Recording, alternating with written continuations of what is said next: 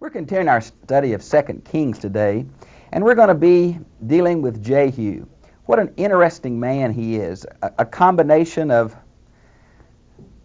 faithfulness and treachery, all in the same person. His acts are much like Zimri's against Bashan that we studied earlier in the King series. It's one of those tensions that we don't know how to really deal with. He is acting in fulfillment of prophecy. The prophecy of Elijah in 1 Kings 19, the prophecy of Elisha in 2 Kings 9. He's fulfilling the Word of God. And yet in Hosea, he is condemned. Hosea 1:4, he is condemned for his acts. So apparently it's not the acts that he committed. They're going to be bloody acts. But it's not the acts themselves, but the motive behind the acts.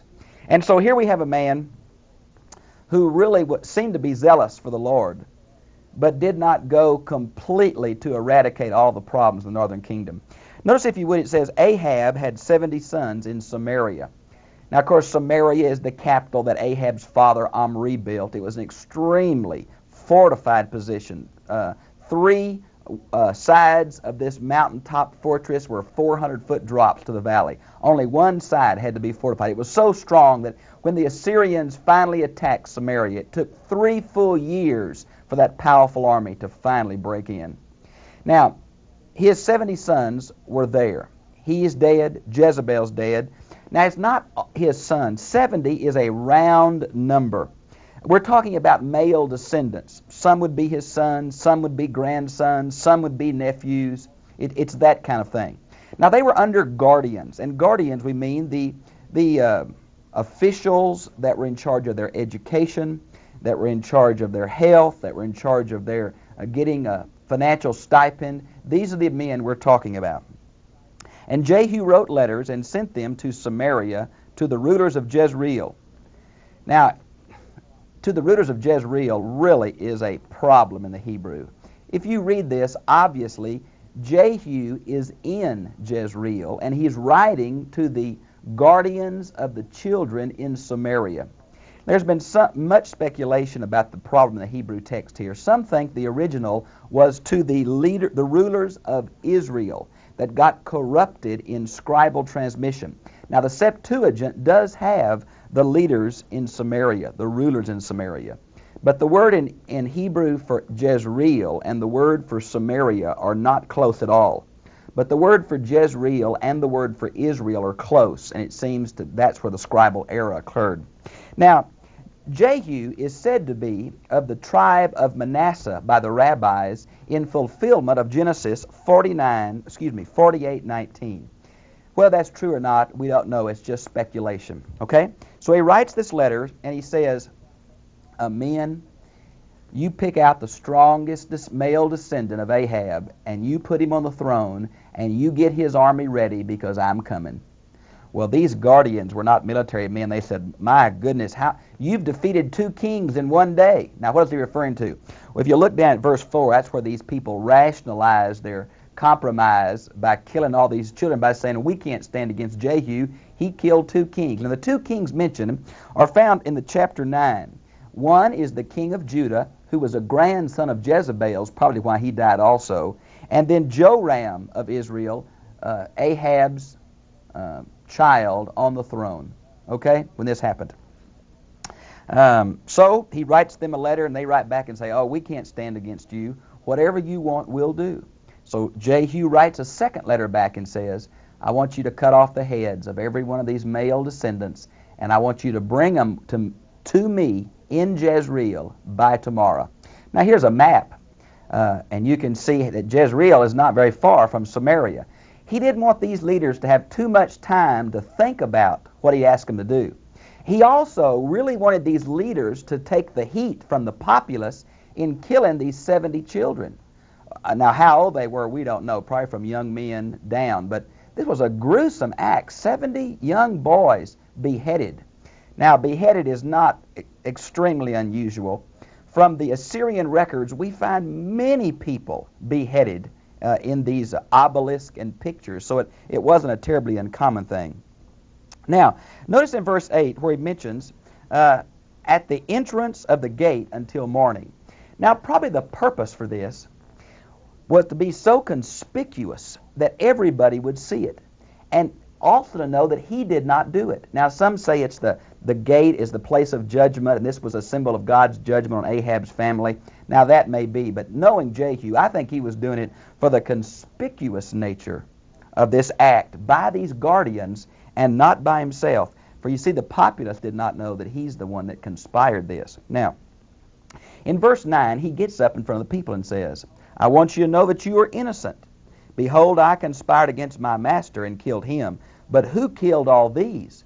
Now, the little sneak is really setting the stage. First of all, he's saying, men of Jezreel, you're not guilty of this blood. You see, that goes back to Deuteronomy 21, 1 through 9, where the city was guilty if a body was found close to its gate.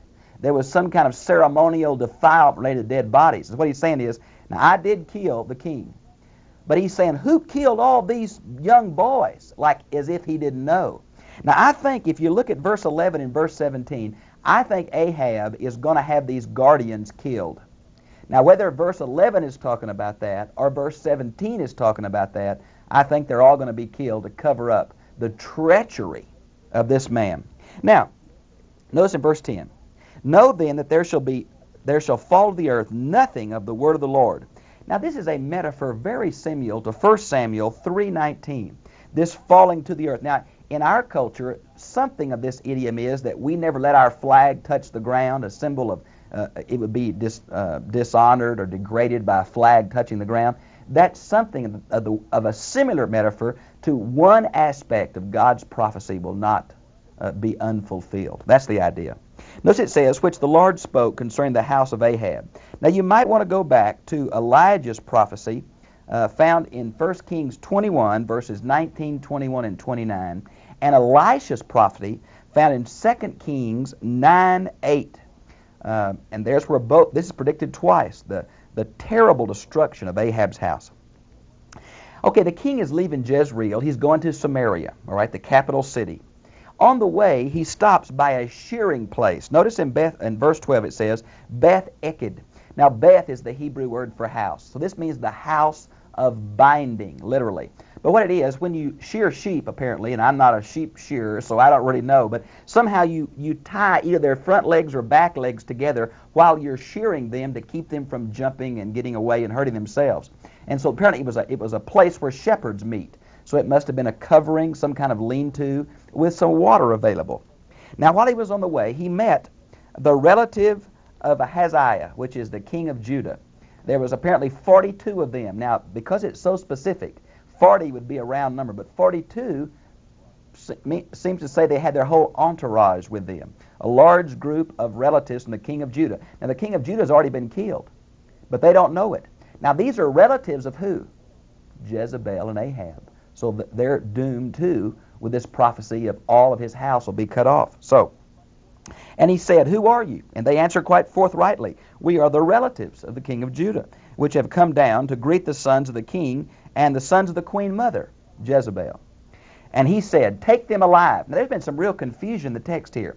He says, take them alive, and then he immediately is going to kill them. Now there's been speculation. Did they put up a fight? Did he take them alive and then take them to a certain ritual place and ritually kill them? We're really not sure. But though he says take them alive, what happens? They're going to be killed very quickly. Now, it's somewhat unusual about this king of Judah having any relatives of all. Because if you'll look at 2 Chronicles 21, verse 17, and 2 Chronicles 22, 1, you'll see that most of this man's family had been killed by Arabs in a raid before his ascension to the throne. So probably when it says his relatives, we're not talking about his definite children, but from 2 Chronicles 22, 8, there was a large number of his brother's sons or nephews, and that probably is who this is. Now, notice if you will, when he had departed from there, he met Jehonadab, the son of Rechab. Now, I have a graphic I'd like to show you that deals. Notice the Rechabites, they were a very important tribe at this period of Israel's history, for the simple fact they were extreme Yahwehist. Basically, they're an Arab tribe of Kenites or Midianites. So that means they're related to Jethro, Moses' father-in-law, as you can see from Genesis 18. We learn about their presence in the north from Judges 4:17 through 22. But I guess the major passage is Jeremiah 35, 1 through 19, which really describes the nomadic and rather aesthetic existence of this particular tribe. Now let's look then where he wants this man to help him. And so in verse 15 he says, "And he greeted him and said to him, Is your heart right as my heart is with your heart?" What he's really saying, whose side are you on, fella? He really wanted to know. Now notice it says, "And Jehu said, If it is, give me your hand." Our custom of handshaking to kind of settle an agreement or say hello, that is basically Greco-Roman and not Jewish. Although we have one example of that in Ezra 10:19. But this doesn't seem to be an agreement they're doing. It seems he's helping him up in the chariot. Now, chariots at this period in Palestine could hold 3 or 4 people. There was usually a chariot driver, the significant person, and an armor bearer. So apparently he was trying to help this man up. It's going to be good for him. It's kind of like during political contest, the candidate wants to be seen with important people of the local area. Well, that's exactly what Jehu wants. He wants to be seen with this Rechabite. And so he asked him to get up in his chariot. Verse 16, "And he said, Come with me and see my zeal for the Lord." Now that implies 2 things.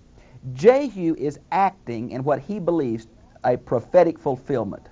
It also says something about this man's faith in Yahweh. Okay, so here are 2 committed Yahwehists acting. Now, in verse 17, it mentions the idea of the words of Elijah, and that's 2 Kings 9:8. We've talked about it earlier. Now, in verse 18 is another trick to eliminate Baal worship in Israel. Notice what's happening. "So Jehu gathered all the people and said to them, Ahab served Baal a little. Jehu will serve him much."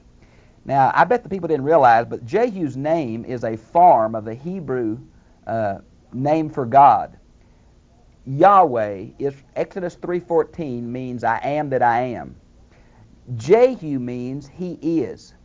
But people didn't think about what was happening. He killed the Joram the king by saying your mother is a sorceress and wicked.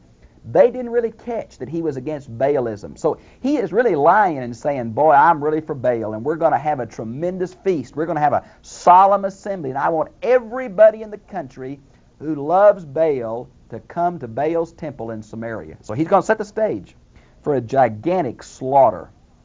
Look at verse 19. "And now summon all the prophets of Baal and all his worshiper and all his priests. Let no one be missing, for I have a great sacrifice to Baal. And whoever is missing shall not live."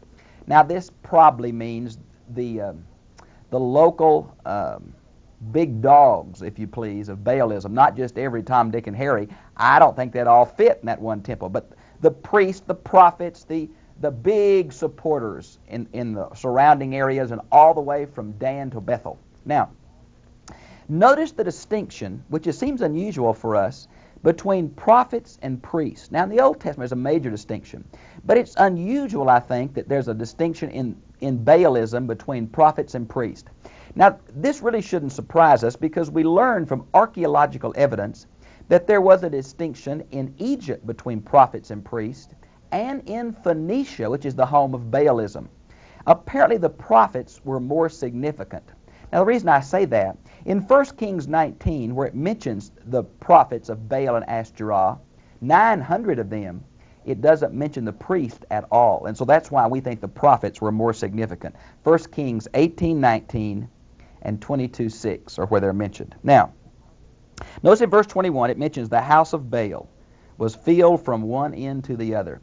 Now, apparently there's 2 doors, this huge temple-like place. Most of these temples had a little bitty shrine and large court area for the worshipers to come with some kind of altar there.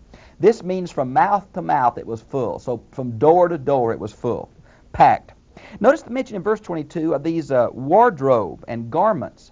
Apparently there was special robes that the priest wore. Now, whether all the worshipers of Baal put on these special robes, we're not sure. There's some argument about was it a fancy party dress or was it a white linen smock kind of thing.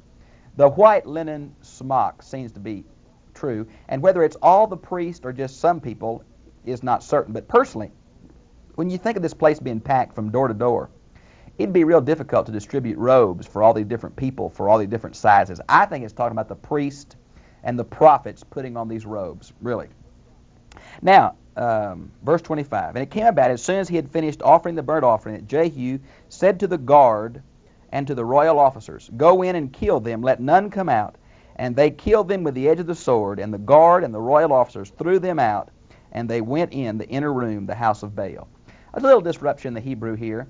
I'm not really certain that when they killed these people, they threw their bodies out. It seems to be, maybe the implication is, when they cut them with their sword, they knocked them out of their way. Now, there is a large group of people dead here. The blood must have been unbelievable. And every one of these were killed because Jehu said, if you let one of them get away, I'll require your life for theirs. So he kills all of them. And notice in verse 26, and he brought out the sacred pillars. Now we learn from archaeological evidence that the Phoenician pantheon was represented by uncut, uncarved, canonical cylinders. And so it's going to talk about burning them. It's real hard to burn stone. I think it refers to the Ashtoreth that was next to Baal in these temples. Now the Ashtoreth, we know, was possibly a live tree, but more commonly a carved tree.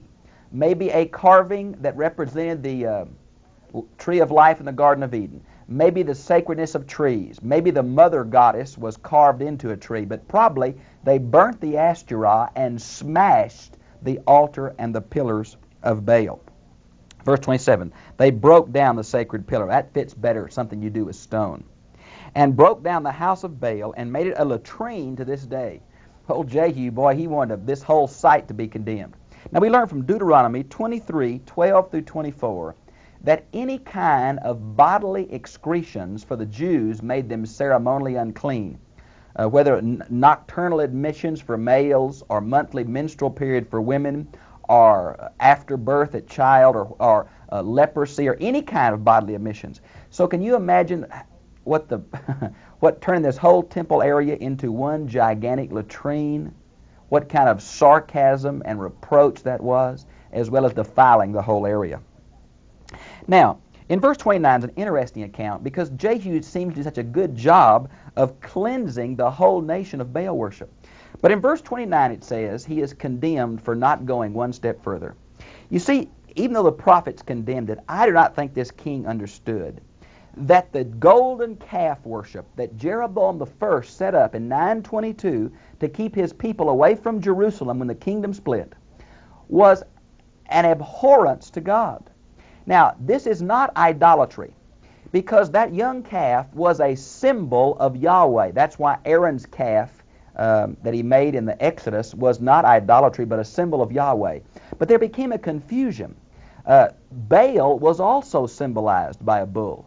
And so the Ten Commandments say, thou shalt make no representation, physical representation, of anything in heaven. And that was one of the problems with the golden calf. The other one was that it took worshipers away from the centralized shrine chosen by God, which is Jerusalem. And so this king, along with all other northern kings, is condemned because he did not stop this golden calf worship. Now in verse 30 is an interesting account about that God is pleased enough that he's going to say, Jehu, you've done what I've said. And because you've done what I've said, I'm going to give you the throne of Israel for the 4 generations. Now I've got a graphic I want to show you on the descendants of Jehu. You see them there. Jehoaz, there's the date. Joash, Jeroboam II is the only king that reigned longer than Jehu. And Zechariah, which reigned only for 6 months. Okay? Now, notice if you would where it mentions Hazael in verse 32.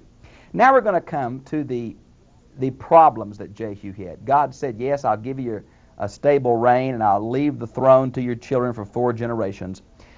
But Jehu also, because we learn from Hosea 1:4, did not have a good heart toward God. And therefore God's going to take away part of the kingdom. Now Hazael is the Syrian leader, and he is really somebody. He is a military machine. We learn from Assyrian documents that Assyria had major problem with him. They finally defeated him, but they never took his territory. They just kind of left him alone. He was really a problem. We even learn from later on, let me see if I can find it here. Yeah, chapter 12, verses 17 and 18. If you'll look at a map, he took the Mediterranean coast, even down into Philistia, which is to the west of Judah. He captured all of that. The whole Transjordan area is going to be taken away from the kingdom of Israel. They lost all of Transjordan, all of the Mediterranean coast, most of Philistia to this Syrian commander. And boy, he was really something, I want to tell you. Now, let's see. In verse 34, and now the rest of the acts of Jehu and all that he did and all his might, are they not written in the book of the Chronicles, the kings of Israel? Now we learn from the black obelisk of Salmaneser III, we learn about Hazael's military power, but we also see a picture of King Jehu bowing before the Assyrian king, paying tribute. This is the only northern king that says all his might. Isn't it ironical that the one king who lost so much of his territory to Hazael and had to pay tribute to the Assyrian monarch is called a mighty man of valor? Well, apparently it describes his attitude and not his military conquest, because he just didn't have many military conquests. And that black obelisk really helps us to coordinate some of the history of what's happening during this time. Notice, if you would, in verse 36 where it says, now the time which Jehu reigned over Israel in Samaria was 28 years. Now, compared to the other kings, that is extremely stable. They've been knocking each other off every few years now. It is a mess compared to the stability of the Judean throne. So to have a reign of 28 years, and one of his children, Jeroboam II, is going to have a reign of 41 years, shows a very stable dynasty that Jehu began. This is a very good account, I think, of the fact that you can fulfill the will of God and do it with the wrong motive. Jehu is a very hard person to understand. He has a commitment to God, a zeal, but his heart's not quite right. His motives aren't quite right. And I think that's a pretty good lesson for all of us. I wonder if what we do for God, if we ever have analyzed our motives. Do we do it out of gratitude for the love that God has for us? Are we always looking for what it'll do for us? What's best for number one? Well, it's hard to know about Jehu. And ladies and gentlemen, I must admit to you, it's hard to know about me sometimes. Why I do religious things. I want it to be out of devotion. I want it to be out of following God's will. I want it to be out of gratitude. But my motives are always mixed. And it's so hard to know exactly why we do what we do for God. So important we look at it. Jehu fulfills God's will, but is condemned by Hosea.